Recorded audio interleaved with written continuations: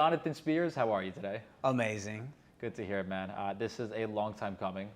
I was supposed to come down to Panama City Beach to do this, but we're doing it in San Diego instead. You still have to come up. You got to come see the Hamptons of the South. I believe it, man. Who coined that term? Was it you? We were able to make it famous. How about that? I like that. Okay, cool. So, and we have the trademark. What is it? Is it the houses? Is it the lifestyle? Like how do you get to that? I think 30A, which is what the Hamptons of the South is taglined off of, is really an enclave of these very notable architectural villages, and very similar to the Hamptons. You got Bridgehampton, Montauk, Sag Harbor, all these little enclaves that have amazing restaurants and walkability. 30A is the same way, except it's newer. It serves the Southeast for the most part. Okay. And now we've expanded that profile to the entire U.S. and beyond. I love it. So it's amazing. And with the Hamptons comes really expensive luxury real estate. Yep. Something you're pretty good at. Just to go ahead and give the audience a little backstory, where are you at as far as luxury real estate goes? What have you achieved? Yeah. So I have been in the market selling real estate since I was 18 years old. Okay. I am team principal and owner of Spears Group. And we've got 25 plus agents, consistently ranked the #1 team in Northwest Florida, one of the top teams in the United States, top team at Compass, and like right now we've got over $2.5 billion in sales. Amazing. And then just to go ahead and give everyone, I know this from us talking back and forth, but you graduated college at how old? I started college at 14. I got my first degree at 16 and my second degree at 18, going on 19. And then when did real estate start? Like how old are you? The day I turned 18. Okay, so my 18th birthday, I spent taking the real estate exam. So you're one of those like anomalies where not only are you extremely young, but you basically have more experience than some people that have been doing this for their entire lives. Yeah. What have you seen has changed from the time you got started to like now? What's a crazy, I was just talking with Cyrus about DocuSign, and it's like when I got into real estate, we had blue ink, wet signatures. If you missed a spot, you lost the deal. Yeah. So attention to detail was high. I had to use a fax machine, which most Gen Zers in my office are like, fax, what is that? And I'm like, let me show you. It's an archaic relic. But no, I think from then and now, we weren't as efficient. You know, I think the ability to connect is so much greater. Even I remember when Instagram stories came out. I was sitting in the parking lot at my college, and I remember like these shaky videos that people were doing, and I'm like, this is so dumb. And then I started thinking, and I was like, man, this is actually so great because I can get in front of anybody in the U.S. in an instant. At the time, I was with a company that international was its middle name. Yeah. But now every brokerage is international because you can be in front of anybody at any moment in time via social media. And so the way that we advertise, the way that the industry is shifted to online searching, the way that even people from when I started, sign calls were a huge thing and print ads were, you know, the gold standard of investment for a new listing. Correct. We don't spend any money on print.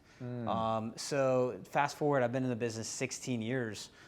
Today, it's all about digital exposure and really being able to reach our client exactly where they're at in the comfort of their home or their second, third, fourth home. Yeah. So it's a different landscape. So let's talk more about your climb to the top, right? Because you are the 1% of the 1% of the 1% that has made it to where you're at. And we see so many agents fail. But I spoke to you about this previously. Like I want to make this interview more about how to succeed from going to being the 10% to the 1%. Right. Okay, because all the interviews that we do are talking about like how to get started, lead generation, the marketing, like everyone knows the basics. But what happens when you're making $500,000, $1 million a year in GCI, and you want to get to that level of $5 million plus? Like where do you start? Do you want to know the secret? Tell me. You better obsess, and you better never stop obsessing, and you better never stop doing what you did to get you into success in the first place. Here's where most people make their mistake: they slack off. They stop cold calling. They don't track their business. They still are reactive. They don't know how to say no. They don't even know how to pick up the phone and circle prospect. And so I think for me, like I never stopped doing the things that made me successful. And I just built and I built and I built and I built and I figured out how could I make other people around me successful, and that's how we scaled. Okay, so it's like the whole Kobe Bryant story of like shooting the 300, 400 free throws before the practice, all of that stuff. Obsessed with the basics. But we just get so many agents that like, they get burnt out. They're working 60, 78 hours a week. It feels like they don't have time. They're not obsessed. And they don't know what to do. Like what is that next step for them? They don't love, see, that's the thing. I genuinely love what I do. And I've always loved it.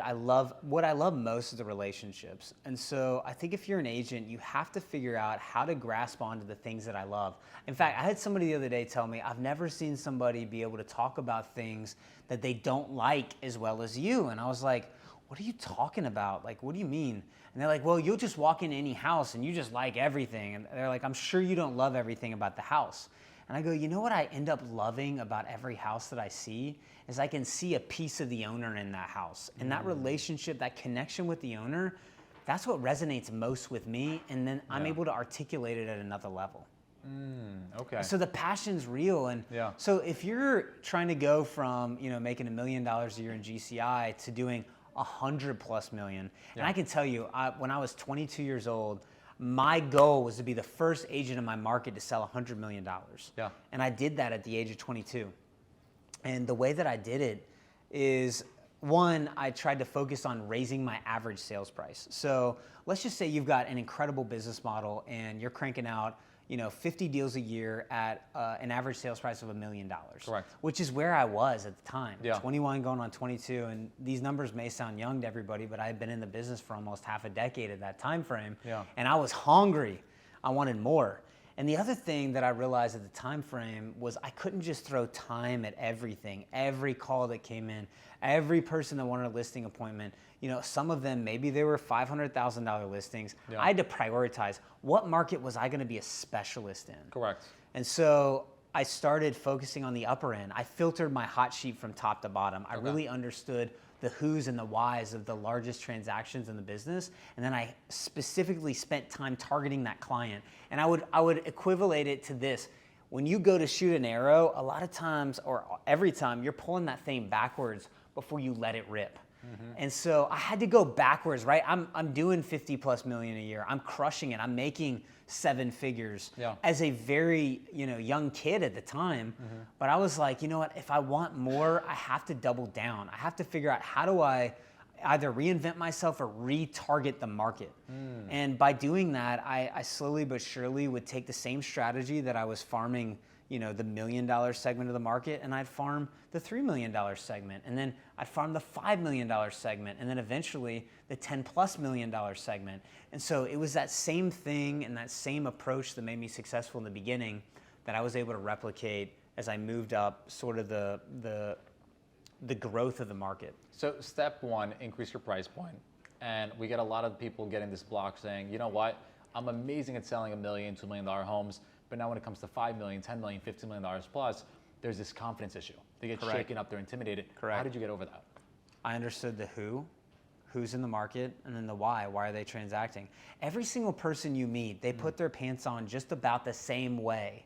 Whether it's a celebrity and a CEO, or it's a military veteran that somebody's passionate about helping. And I think in my mind, I wanted to target a segment of the market that I loved, and I really did. I loved the high end, and I was fascinated by it. But if at 21, 22 years old, I needed to be willing to lead. I've got to lead a CEO who's used to leading massive companies. I may need to lead a celebrity client that's used to leading the charge in everything that they do. And so you better walk in with confidence, and you better walk in with intimate market knowledge. And I think that's what separates us, because technology just doesn't tell the whole story of the market. Correct. And I think it's just so unique, because I just see everyone just kind of like treating this upper echelon and the luxury as like this whole different game. But the reality is, I've heard from a lot of luxury agents, it's actually easier to sell luxury and deal with these clients than it is the lower price ranges. So we have step one. From there, what do you do to kind of scale to that next level? You're big on systems. You have an incredible COO. How does system come to the play in the entire thing? I think the biggest thing, JC, is that when you get to that next level, how do you sustain it?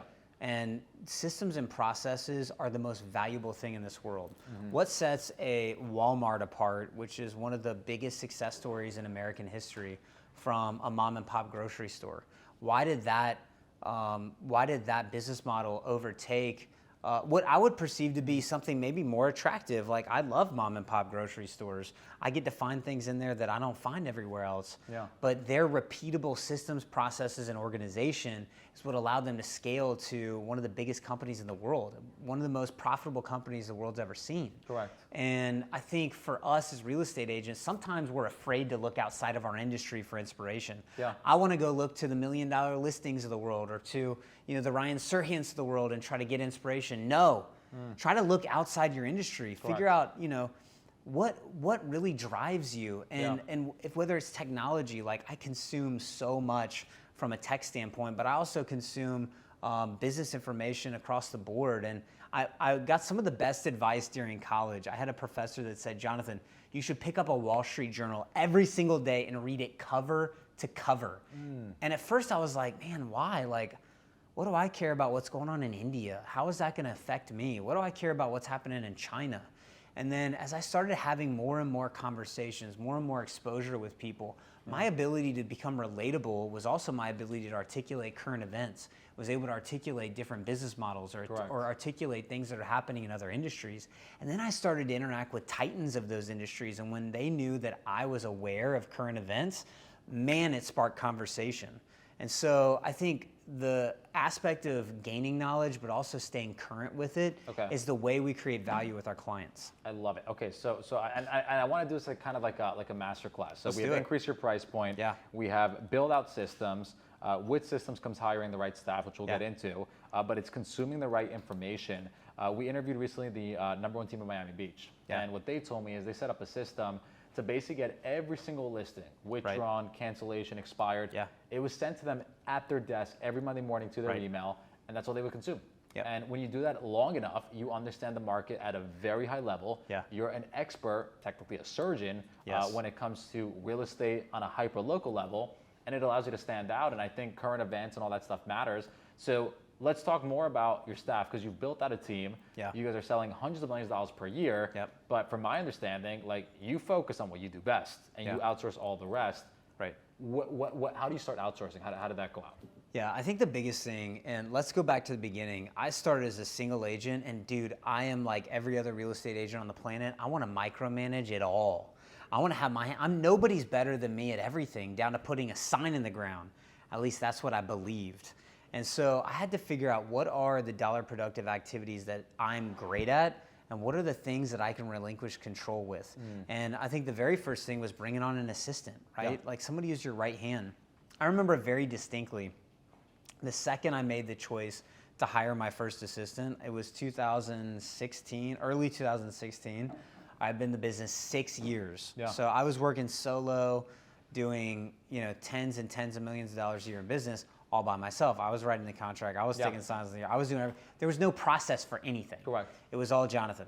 And I had to go, what do I do with this extra time, right? Like, I almost was like deer in the headlights. Yeah. Because I had extra time where she was starting to follow up with sellers on listing documentation. She was starting to compile all of our contracts. She was starting to put together all of the callback lists and all of my prospecting lists. And I was like, okay, well, what do I do? What do I do? Yeah. And really what it boiled down to, and this is now what my mission statement is for all of our agents. So when they become deer in the headlights, they go back to this, is I focus on building lifelong relationships and creating raving fans.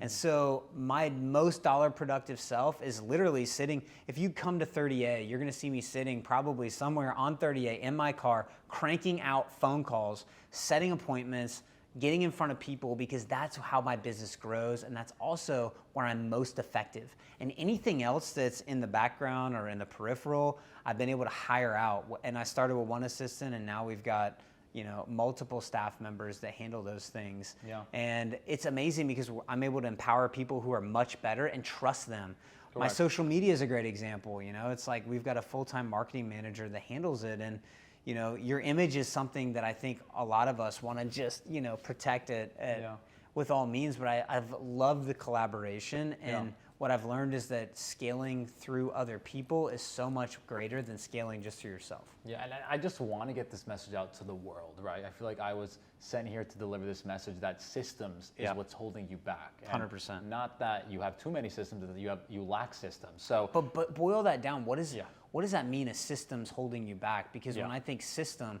all a system is a motion that you do repetitively. Yeah. Over and over and over. And guess what? Most agents already have systems, right? Like you could talk to every top producer in the world. They're going to be like, well, yeah, I get my coffee at 6:30 and then I go to the gym at 7 and then I meet with my trainer. And then, you know, after that, I may do a little bit of me time. And like they have a system. They just don't write it down. They don't document it. They don't, you know, create any accountability around it, and that's where the real problem lies. And you know what happens when they do that? They are the system. That's right. They don't actually hand off the system to someone else. So let's talk about the two systems that I'm very familiar with, software and staffing. Yeah. When it comes to staffing, I love it. You found a great way to go out of your way to hire the right people, delegate to them. Yes. You mentioned writing something down, which is an SOP, the process, the checklist, all of that stuff. But the software component is huge. Let's talk about that. Like what software did you use to build your business? Yeah, so what's crazy is we built our business through G Suite essentially. Spreadsheets, and maybe even a little bit of Apple, shared notes, Apple Calendar, like all of the usual suspects. And I think what's amazing looking at our business today versus how it started is it was so difficult jumping through all of these different areas, getting into Google Drive, trying to find listing documentation, jumping into shared notes, try to find a password or access instructions. And it became sort of archaic. And so what our team did is we were able to come together and build out our own proprietary software and allow ourselves access to information that we have been accumulating for a decade plus, that with the power of AI, we now have at our fingertips. Correct. And it's just been a complete game changer for our business. We just did a podcast with Maria, your COO, and she told us about MyOps, which I am super stoked to go out there and send to all my clients. I just think it's going to be an absolute game changer. But what you guys developed is basically the blueprint that takes her operation like brain, your marketing and sales brain, puts it all together into this operating software. And now agents have a place to do like a one-stop shop all when it comes to like their finances, their tracking, their KPIs, their metrics.